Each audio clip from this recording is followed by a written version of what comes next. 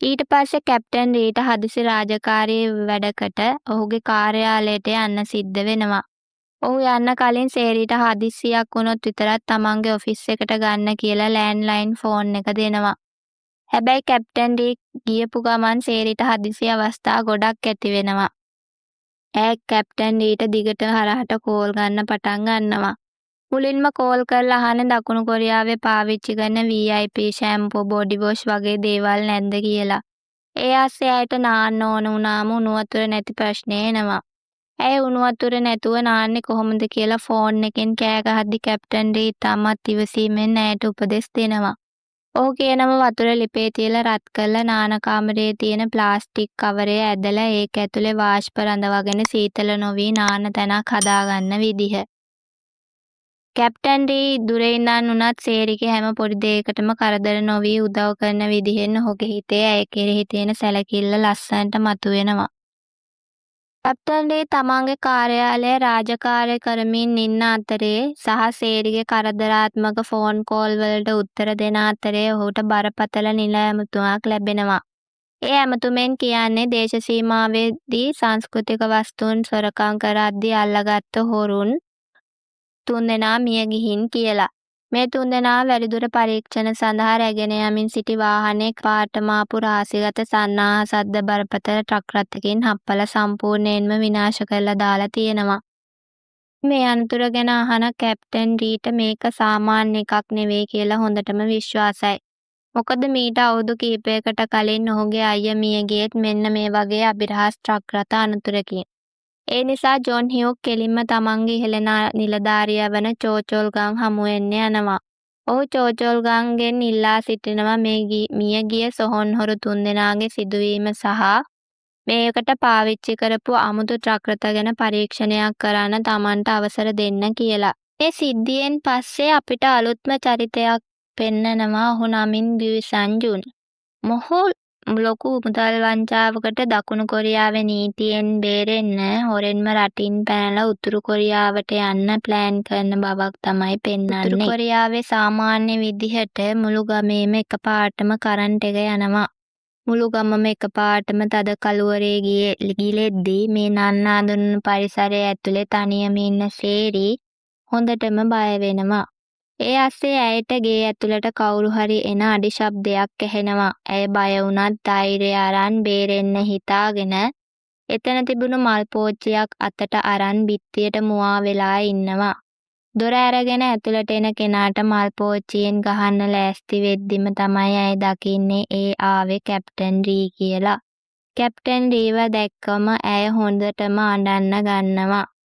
අඬ එක දේවල් කියන සේරි සැනසුණාට පස්සේ කැප්ටන් ඩී සේරි වෙනුවෙන් මාකට් එකෙන් ගෙනාපු VIP බඩු මල්ල ඇයට දෙනවා.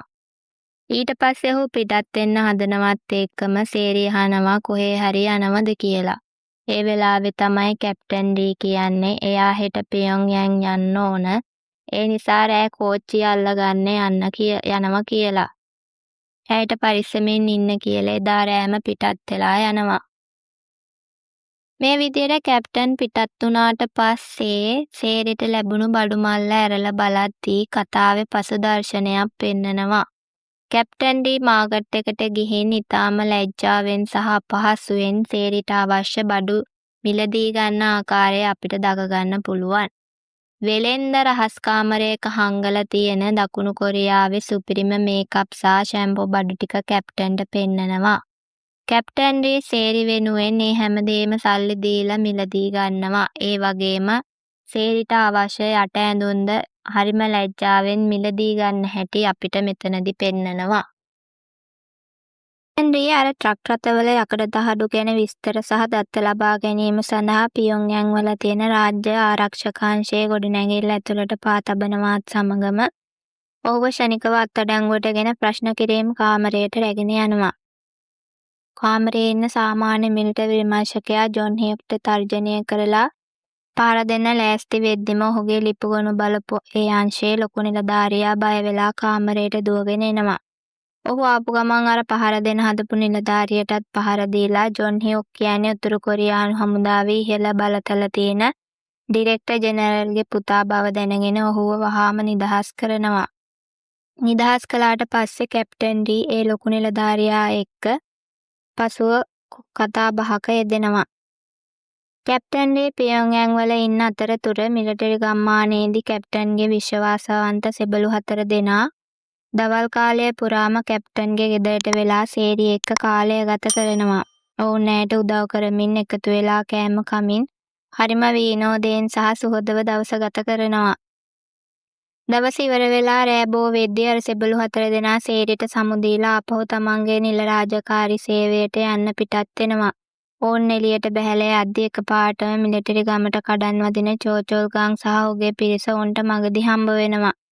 එතනදී චෝචොල්ගාන් සෙබළුන්ට පවසනවා තමන් මේ ගමට ආවේ කිසිම පූර්ව දැනුම් දීමකින් තොරව සිදු කරන හදිසි රාත්‍රී ගෙවල් පරීක්ෂාවක් සඳහා කියලා. මේක අහපු ගමන් සෙබළු 4 දෙනා හොඳටම කලබල වෙනවා. මොකද සේරි තනියම ගෙදර හැංගිලා ඉන්න නිසා එයා අහුවෙනවා කියලා ඔවුන් දන්නවා. ඔවුන් වහාම රහසින් පියොන්ග්යැන්ග් වල ඉන්න කැප්ටන් රීට දුරකථන ඇමතුමක් දීලා කියනවා සර් චෝචොල්ගාන් හදිසි සෝදිසියක් දාලා ගමට ගියා කියලා.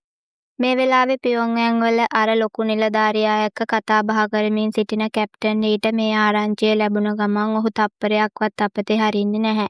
ඔහු වහාම තමන් ඉදිරියේ ඉන්න ලොකු නිලධාරියාගෙන් ඉල්ලා සිටිනවා ඉහළම ප්‍රභූවරුන්ට විතරක් පාවිච්චි කරන්න දෙන කිසිම චෙක් පොයින්ට් එකකදී නතර කරන්නේ නැති 729 ලයිසන්ස් ප්ලේට් එක තියෙන සුපිරි වාහනය තමන්ට ලබා දෙන්න කියලා.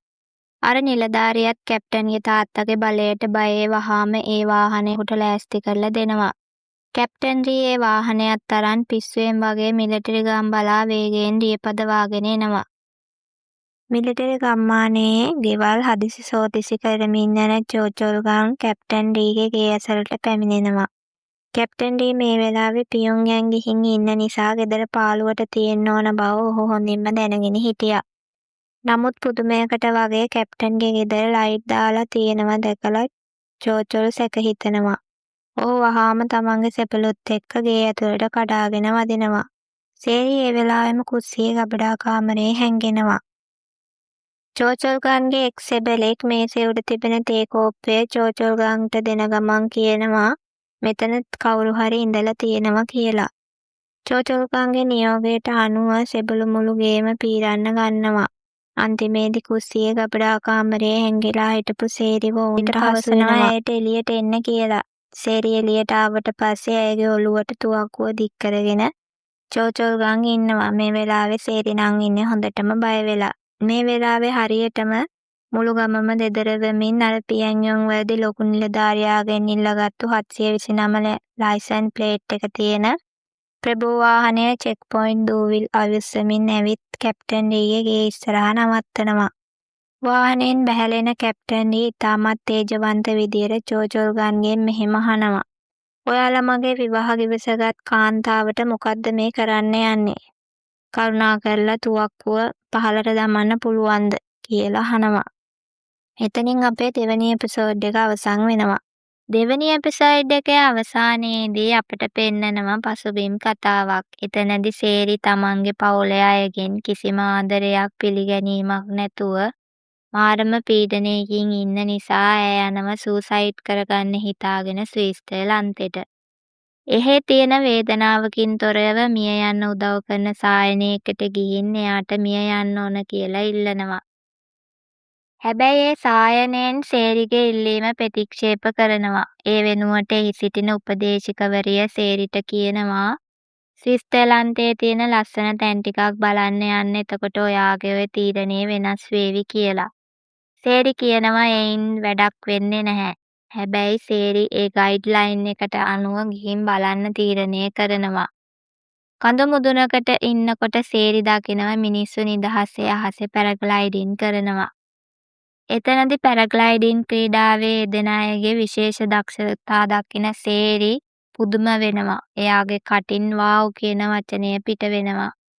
මේ වෙලාවේ සේරිට මීටර් කීපයක් එහෙයින් තව කෙනෙක් අහස දිහා බලන් ඉන්නවා. ඒ වෙන කවුරුත් නෙවෙයි. එහෙ පියානෝව හදාරන්න ඇවිත් හිටපු අපේ කැප්ටන් ඩී.